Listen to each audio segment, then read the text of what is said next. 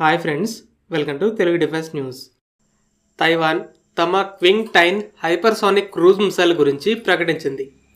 ఈ missile Mac 6 speed అంటే సెకండ్కి 2 కిలోమీటర్ల వేగంతో ప్రయాణించగలదు, 2000 కిలోమీటర్ల దూరంలో దాడి చేయగలదు. దీనితో ఈ మిసైల్ చైనా లోపల ఎక్కడ ఉన్న మిలిటరీ ఇన్స్టాలేషన్స్ని కూడా ధ్వంసం చేయగలదు. బీజింగ్ కూడా దీని రేంజ్లోనే ఉంటుంది.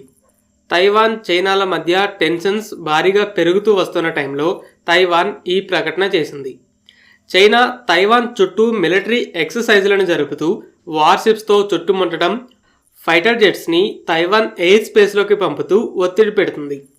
అయితే ఈ హైపర్సోనిక్ మిసైల్తో మా దగ్గర కూడా మోడర్న్ వెపన్స్ ఉన్నాయని చైనాకి మెసేజ్ని పంపింది.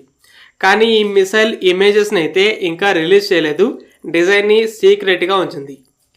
క్వింగ్ టైన్ లాంటి హైపర్సోనిక్ క్రూజ్ మిసైల్స్ మ్యాక్ 5 కన్నా ఎక్కువ స్పీడ్తో ప్రయాణిస్తాయి. 1000 కిలోమీటర్ల కన్నా ఎక్కువ రేంజ్ ఉన్న బలిస్టిక్ మిసైల్స్ కనీసం 100 కిలోమీటర్ల ఎత్తుకు వెళ్తాయి. కానీ ఈ హైపర్సోనిక్ క్రూజ్ మిసైల్స్ 15 నుండి 30 కిలోమీటర్లలోనే ప్రయాణిస్తాయి. దీనివల్ల శత్రువు గుర్తించే టైంకి చాలా దగ్గరికి వెళ్ళిపోయి ఉంటుంది కాబట్టి రియాక్షన్ టైం కూడా తక్కువ.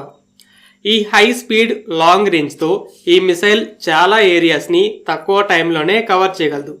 ఇది చైనీస్ రాకెట్ ఫోర్స్కి సమాధానం అని చెప్పొచ్చు.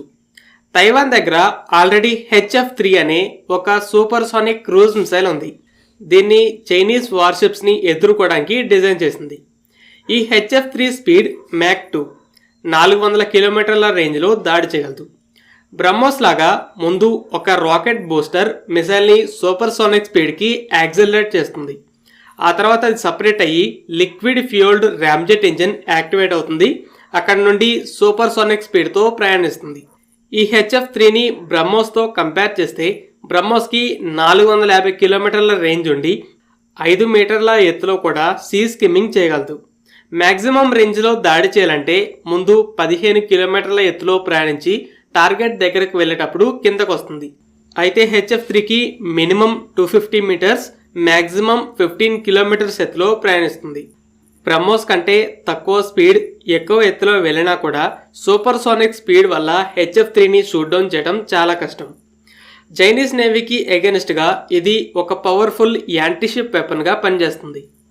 చైనా స్ట్రాటజీ ఏంటంటే తైవాన్ని వార్షిప్స్తో చుట్టుముట్టి బాగా అగ్రెసివ్గా మిసైల్ దాడులు చేయడం.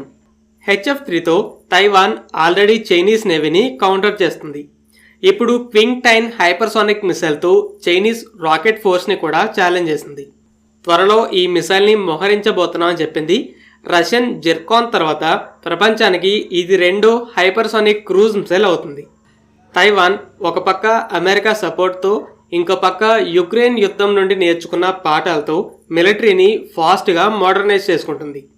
Already America fighter jets, patriot లాంటి ఎయిర్ డిఫెన్స్ సిస్టమ్స్, హార్పూన్ లాంటి యాంటీషిప్ మిసైల్స్, ఇతర మోడర్న్ టెక్నాలజీస్ని ఇచ్చింది. తైవాన్ కూడా హైమార్స్, నాసమ్స్ ఇలా ఏవైతే వెపన్స్ యుక్రెయిన్లో బాగా పర్ఫామ్ చేశాయో వాటిని ఎంచుకొని కొంటుంది.